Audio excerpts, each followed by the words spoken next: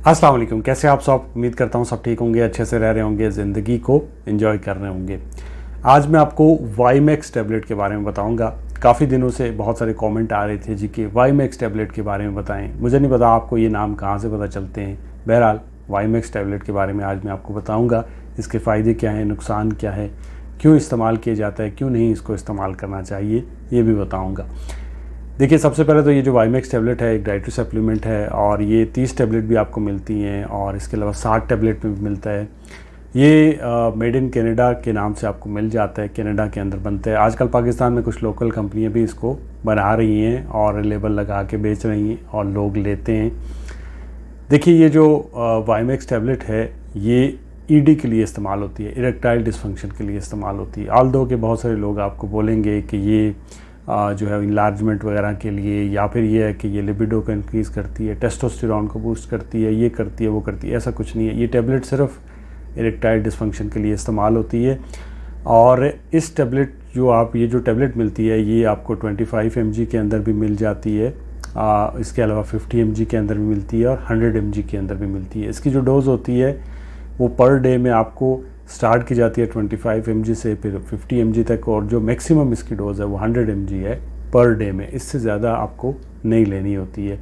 अब ये जो टैबलेट है वो FDA से अप्रूव्ड नहीं है, तो जो FDA से अप्रूव्ड नहीं है उसे हमें इस्तेमाल नहीं करना चाहिए। क्यों नहीं करना चाहिए? क्योंकि FDA ने कैटेगोरिकली बताया हुआ है कि जो वाईमैक्स टैबलेट है इसके अंदर उन्होंने एक हिडन जो है वो इंग्रेडिएंट डाला हुआ है जिसे टेडेलाफिल कहते हैं।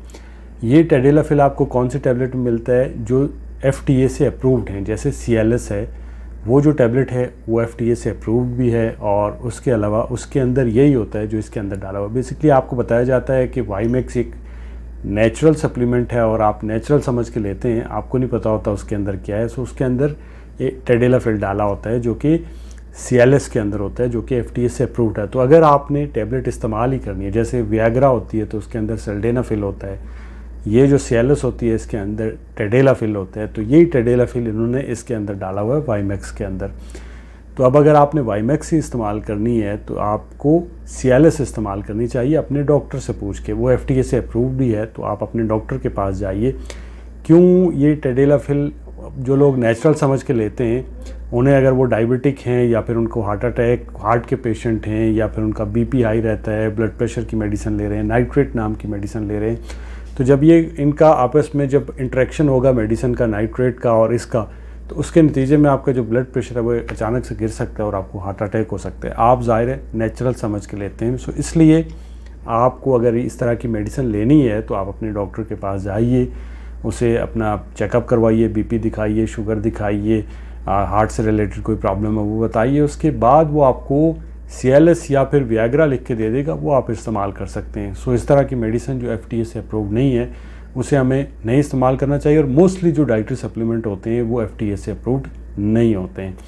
सो होप्स हो कि आपकी मालूमात में कुछ इजाफा हुआ होगा। बहरहाल जो एक आर्टिकल है इसके ऊपर वो भी मैं आपको लिंक नीचे डिस्क्रिप्शन में दे दूँगा, वो भी आप पढ़ सकते हैं। दुआओं में याद रखिएगा।